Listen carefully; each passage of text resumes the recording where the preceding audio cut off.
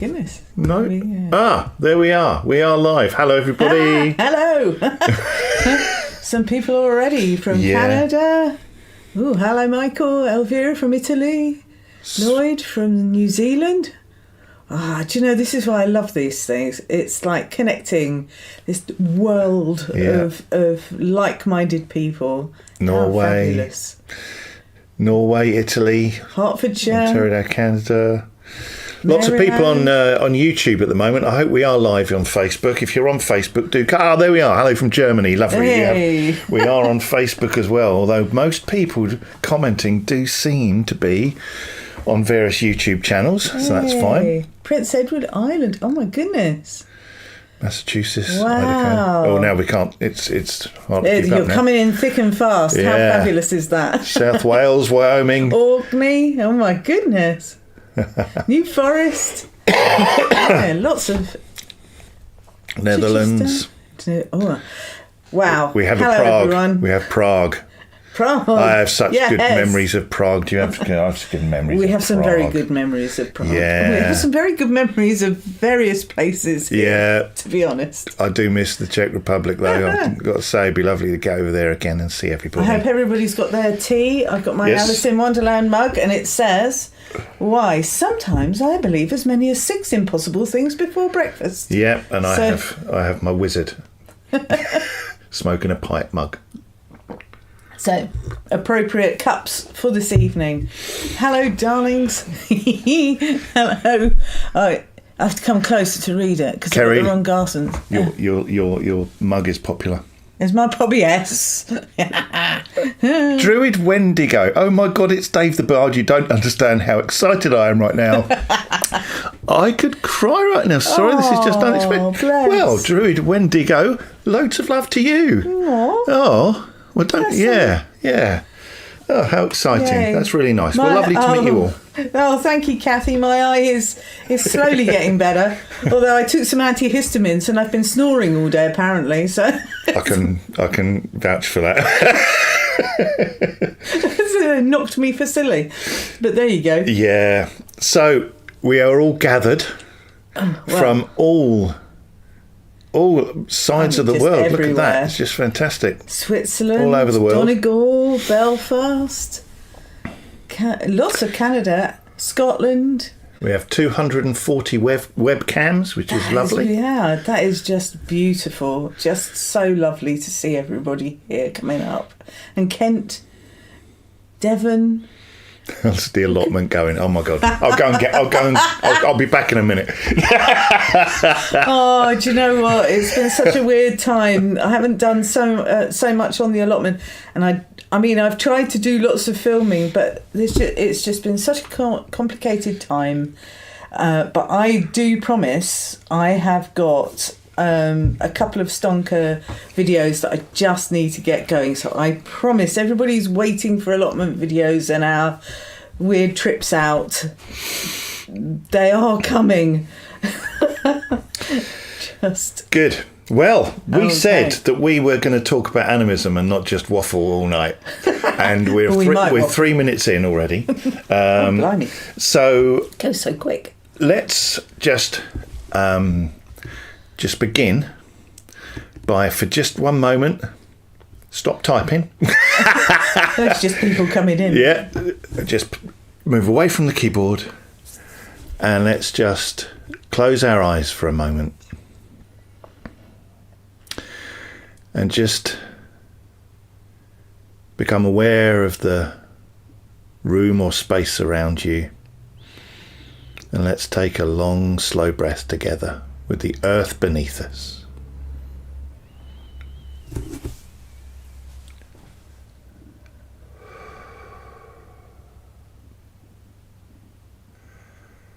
And a long, slow breath with the sky above us.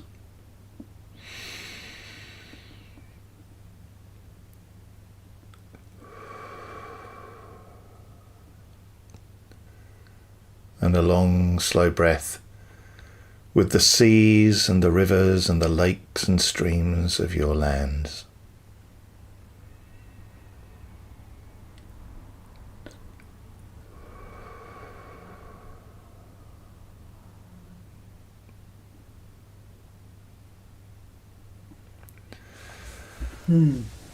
Okay. So we thought we'd have a kind of discussion about animism and how that influences our druid path. Whether it influences your interest. And also, by all means, if you have questions about animism, or if you are an animist yourself, pop your comments or questions or anything in the comments here, and I'll try and keep an eye out, and so will Cerri, for any comments that fly by that we can include into our discussions. So, but to kick things off with, I'm going to say to Cerri, what is animism to you? Oh, blimey. How long have you got? I think it'd take longer than 20 minutes, to be fair. But, I mean, for me, animism is what I am. I'm an animist through and through. Animism to me is my physical, emotional and spiritual relationship with the landscape I live on. And broader than that, it's my relationship with the earth and every living thing on it. I know animism has some difficult connotations with how it originated back in the 19th century as a word, but I'm reclaiming that. I don't, the people of those times thought in a very different way, and in not a very kind way a lot of the time. But to me, today, animism is much more about how I live as an integrated species with the wider web of life. And my relationship is fundamental. I guess my biggest thing is I don't see a blade of grass as any less important than me. And I find that my druidry is much more about that integration than it is about just the human aspect of living. I think that's as succinct as I can get. Okay. At the moment. I guess a little kind of idea of what animism is generally as well is like the idea behind it is, in a kind of nutshell, is that everything has a spirit. So be that animals, birds, humans, animate things, but also trees and plants. Mountains. And even down to mountains and seas and rivers and stones. Everything has a spirit, a life force of its own. That's the kind of energy that holds animism. And there was a beautiful question just gone up, but I've missed it. It's all gone up, but I'll try and get back to it in a minute if I remember it properly. But basically, so that means to me, animism is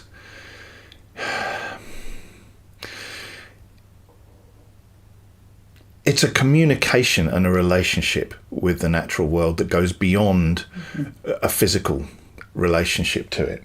So when I take Oscar for a walk down by the river, I will talk quite happily to the spirit of the river. When I have stones on my altar over there, and each one of them has a personality. I know exactly where I got every single one of them from, and they hold a part of the spirit of that place.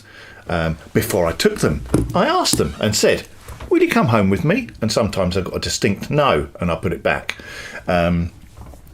And it deepens our relationship with our surroundings as well.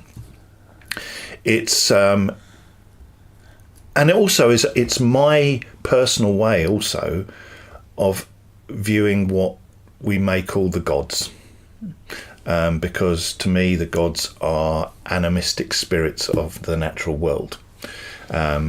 So, and the Awen has a spirit of its own. The spirit that we work. So the spirit of inspiration is an animistic thing as well to me. So I think what have we got here? I spotted a question. Does a computer have a spirit? And it immediately sent me back to a TED talk that I think I've spoke about at different times before, when a New Zealand chap was talking to some people who live near a mountain, and the particular Maori people who lived in that particular area referred to the mountain as grandmother, and he posed the question: Does even a pebble on the beach have a spirit? And they were like, well, it's not quite as simple as that. The idea is that actually it's your relationship. The relationship, so the example he said was the mountain dominates the area. The people and the animals live in that area in various different ways. They interact with that area, and the area interacts with them. So the mountain affects the weather. So it has different moods, it has different cycles, it provides different things, and it is there generation on generation on generation. So there is memory, and there is interaction, and there is understanding of each other's moods and each other's needs. And so you come to relationship, and you come to build a connection.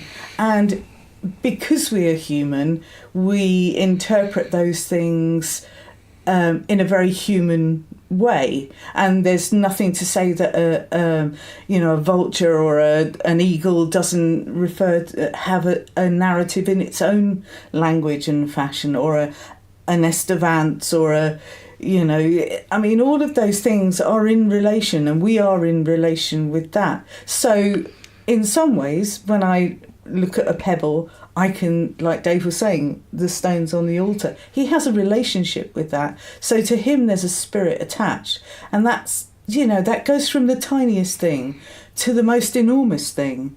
And it's the reason why when you're looking at clouds, they're forming pictures and things, because you're in such a relationship when you're not just thinking in human terms, when you're thinking in more than human terms. Yeah. And I saw a comment about, the connection with, say, a monotheistic deity and animism and stuff like that. I think to me, and I also saw comments about Indigenous peoples, and I think if you look at, First Nations and Indigenous peoples, they still have a very animistic relationship with their locality and the spirits around them. And to me, animism, it's summed up to me as an older magic. That's the way I look at it, and that's the way the next question: how does it manifest in our practice? Is the next question, right? Because I've seen it's already 8:15. Oh my good word! Grief. So how does it manifest in your practice? And I tend to work with the animistic aspects of deity, if you like. I think that's the way it was said. So if you have me here, and then you have monotheism, and then you have polytheism, and then you have the anthropomorphization, well, that's a word, isn't it, of the gods in human form, animism goes beyond that. It leapfrogs all of that. Yeah. And it goes back to the point where the storm is not Thor with a a hammer riding a chariot with goats. If you've not seen the film, it is just the thunderer. It's the spirit of the storm itself. It's not anthropomorphized into a human shape. So the spirit of the sea in Brythonic mythology would be Llŷr or Manawydan. In the Norse or Old English would be Eir or Ran or Njord.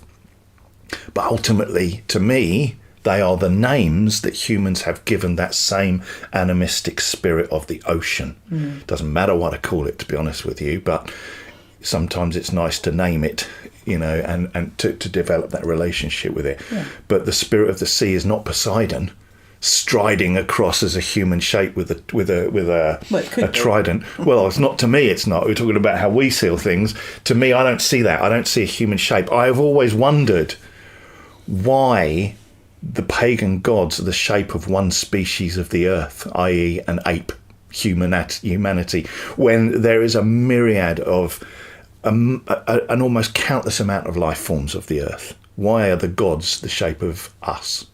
It's never made sense.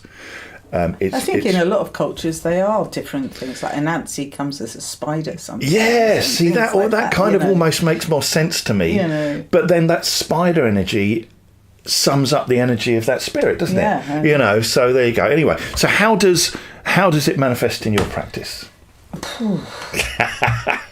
It's really hard to describe. I mean, for me, like I say, I keep coming back to this word relationship. So, it's like being a gardener, understanding what the seed needs and what I can give in order to receive, something from that seed is a fundamentally animistic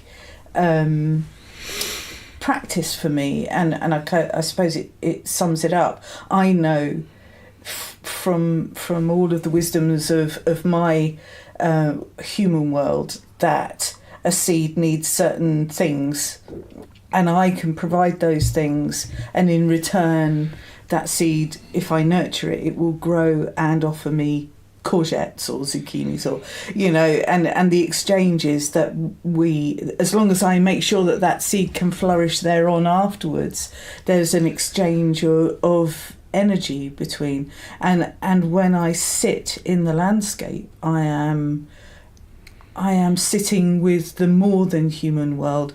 There's many worlds overlapping. There's the insect that bit my face yesterday and caused me all this trouble. I mean, it's just doing its thing. It's irritating, but it's got its whole life thing, and it's part of a great ecosystem, and I am part of an ecosystem, and that's what I love about animism. I love the mindset. It's not only is it a practice, it's a philosophy, it's a way of being for me in the world. So everything I do,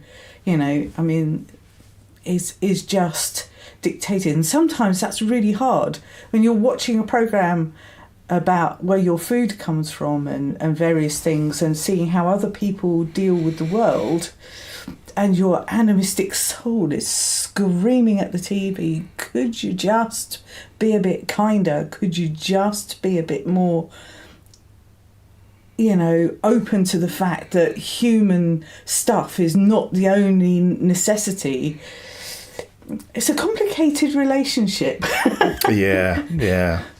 I've seen a couple of comments going up about what I said about why the gods are human shape, and rightly so. It's because people said it's how we understand it, and I think that's true. I think that's absolutely true. And I think when I go into the woods and I sense Hern or the horned one or the green man or whatever the god, the spirit of the forest, when I walk into that woods, I feel and I see that spirit with like this, that's it, that's what I feel around me. I'm walking Oscar, right? Oscar's a dog. He wouldn't see the spirit of the woodland like this, but I'm 100% sure that Oscar knows the spirit of the woodland. Definitely. But ours is through sight, our kind of major thing. That's why our eyes are at the front of our heads. It's the hunter thing within humanity. Sight. Oscar, his main scent, he scents and smells. That's his overriding scent. So I've often thought he probably smells the Green Man. And he relates to the Green Man from Dog World. You know, there's that lovely talk that Graham Harvey did on Druidcast a little while ago that I recorded from the Winter Gathering, I think it was last year. So good. Where he was talking about there are different worlds, and there really are. We walk and move amongst the human world, and we think sometimes that's the most important and only world there is. But actually in that sea there are salmon worlds, there are, you know, there is a swan world, there are gull worlds, you know, and Oscar lives in a dog world. He sees the world through a dog's perspective. And we have such a limited set of senses that there are colours we don't see, there are sounds we don't hear, there are things that we can't even perceive. The world is so much bigger, you know, and it's you know, to limit our understanding just to the human world is well, limiting. There's no other word for it, is there? And when you start to, I think somebody said it earlier, I wrote it down, you know, when you start to understand that you're an interconnected part of that web, it's impossible to feel lonely ever again, because there are so many other ways to feel connected other than just human. I mean, obviously the human connection is important and necessary. You know, we're a gregarious species, but we're not alone, and that's a huge thing. You know, that's a huge thing. And I think that if we go back far enough with our modern traditions like Druidry, if you were to head, like I say, leapfrog all of the Romano stuff, and go straight to those ancient Iron Age peoples, I think that they would have had far less anthropomorphic imagery of their deities, back far enough, you know, and go further still to the Bronze Age people. And I know also that if you do the same with the Norse, that if you go back to Iron Age Norse and Scandinavian and Germanic cultures and go back a little bit further, those names will slowly lose their human form and become part of the natural world around us. That's it. It would be a relationship with that spirit and that energy. I mean, on Cyprus, where we went many years ago, which is where my father was from, there is, from the Neolithic, a stone. There's a stone on a plinth in a reconstructed medieval building that has been worshipped as part of the Aphrodite temple since the Neolithic times.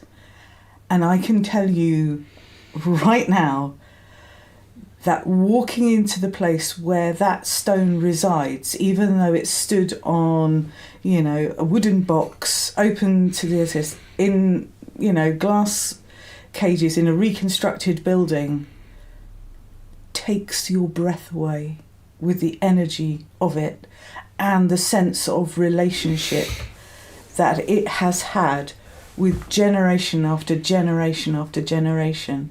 And I stood, and it's open, you can touch it, and I did, having never known my father and never really understanding my connection. I felt, as soon as I touched this beautiful stone, it was about this big and kind of almost nose-shaped, it was very odd. I drew a breath, a gasp as I walked in the place, was drawn straight to it, touched my hand on it, and felt generations and generations and generations standing behind me of relationship with what appears to be an inanimate piece of stone. There's nothing inanimate in my soul about that stone, and it was that, I think, for me, is the essence of perceiving the world through an animist's point of view, and it perceiving you on a soul level, I think. It's not just a one-way thing. I think it's a two-way thing. I'm sure some of you have played with the sea, right? Where you've walked up to the edge of the waves and spoken to the spirit of the sea, and suddenly those waves are coming at you and flying over your feet and chasing you up the beach, and it just sometimes feel that the spirit of the sea you can play with the spirit of the sea. But it's 25 past 8. We've been going for 25 minutes. And oh God, I told you we could go on forever. So I think I hope you've enjoyed that. We have. Could talk like this for ages. But you were going to do a little meditation, yeah? Wow. Okay. Yeah. Come on. Get on with it. Okay. Well, I mean, I think yeah. Okay. Let's kind of have a deep breath. I'm sorry, I'm still thinking about my stone on Cyprus, that Aphrodite temple. I need to go back. Yeah. Okay, so it's full moon.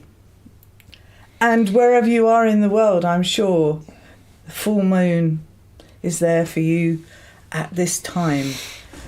So let us take a few minutes just to close our eyes together, wherever we may be on this beautiful dot in the middle of space, to tune in to our companion. Let's take a deep breath together.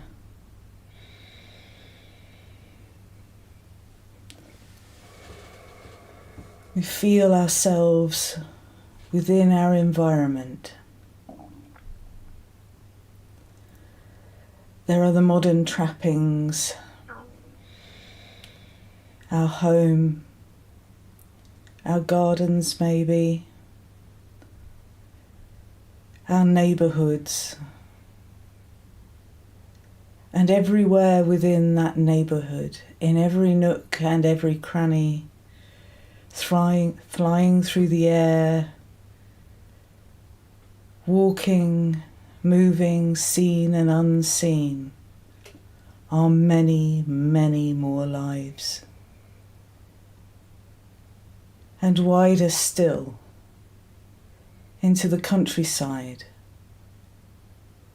more and more animals, all with different perceptions, all with different needs, all part of this worldwide web of life, all residing on this bright blue planet, guided, encouraged, and drawn to look upwards to our companion, the moon.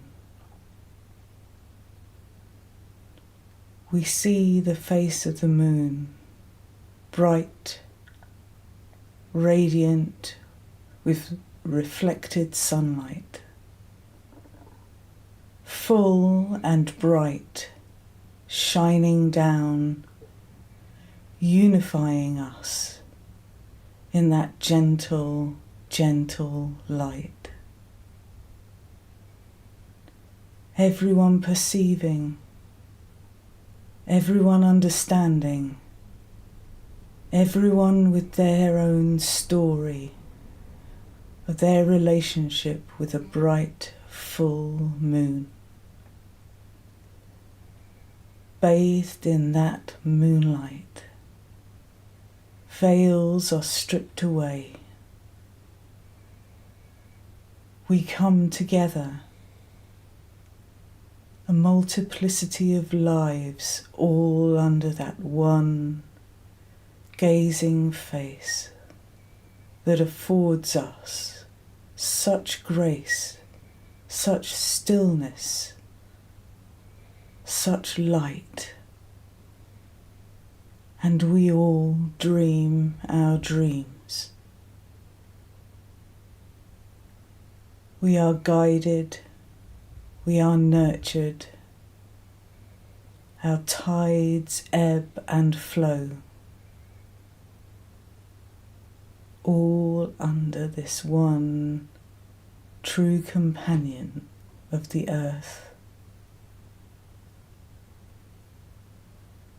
And as the moon's face changes and shifts, so our story, our relationship with ourselves and the earth around us and all life upon it, shifts and changes through cycles and moods,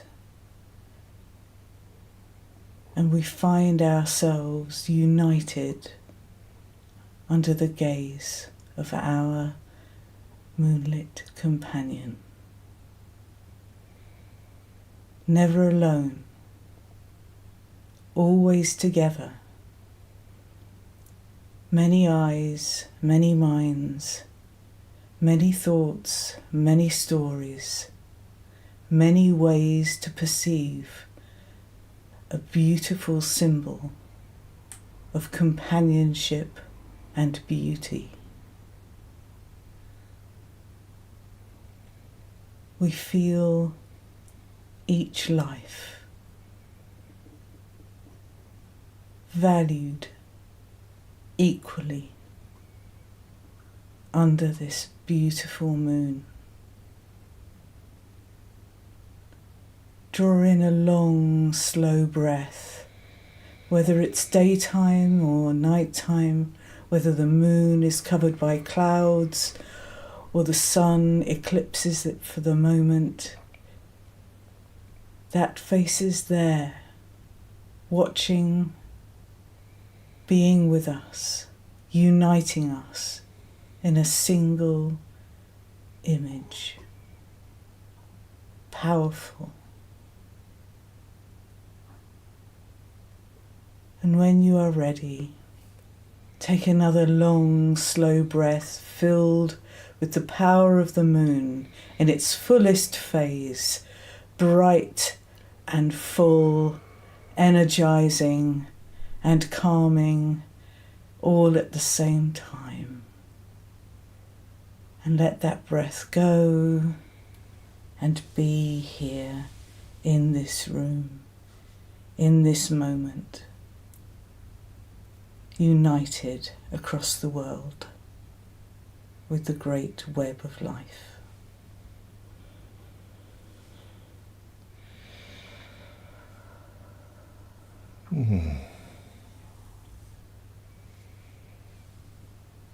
And open your eyes if you haven't already. Woo. Look at that, we're only 3 minutes late. That was fabulous. Okay, wow. Okay, well, thank you everybody for sharing this time with us. God, it feels it's gone so quick. It does fly past, man. So quick. We are going to now, technology permitting, go onto the Druid Hearth Zoom now. So if you're on the Druid Hearth, or you know the Zoom, head over there. All being well, we'll see you there, and we can continue the discussion. Yeah, face to face. And for everybody else, thank you so much for joining us. And if you have to go now, that's very sad. Yeah. But hopefully we'll see some of you, on the hearth. Yes, thank you all over the world. Yeah. We are all connected. We are all part of the World Wide Web. Never, ever forget it. Yeah. Blatant plug. See you the weekend at house concert number 62. Oh. Blatant plug. Lovely. Plug. Thank you, my friends. Thank you so much, everybody. Blessed Take be. care, whatever you're doing. Have a wonderful time. Bye-bye.